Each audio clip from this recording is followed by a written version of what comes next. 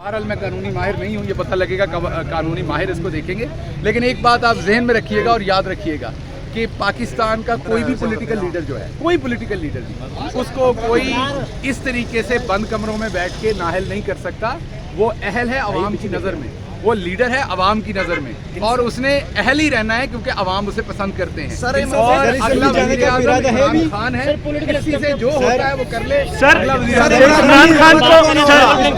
इमरान खान को उन्होंने तो नहीं नाअहल किया जिन्होंने आपको उठाया था। मैंने दोबारा आपको ये बताया है कि बड़ी सादा बात है कि किसी से जो होता है वो कर ले।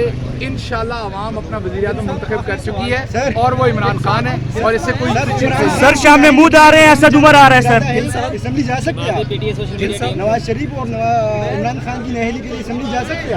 बिल्कुल कोर्ट जाएंगे, असेंबली क्यों जाएंगे? असेंबली तो ये है ही 2 नंबर लोग। सर बैकडोर नेगोशिएशंस फेल हो गई हैं। सर बैकडोर नेगोशिएशन फेल हो गई हैं। हम उस तरह की बैकडोर नेगोशिएशन नहीं करते, जो करते सामने। सर अब तो आप यही कहेंगे ना, आप तो नए नए वो बन गए, नए नए जाले बने। सर खान साहब वेट करेंगे तो क्या कहेंगे आप?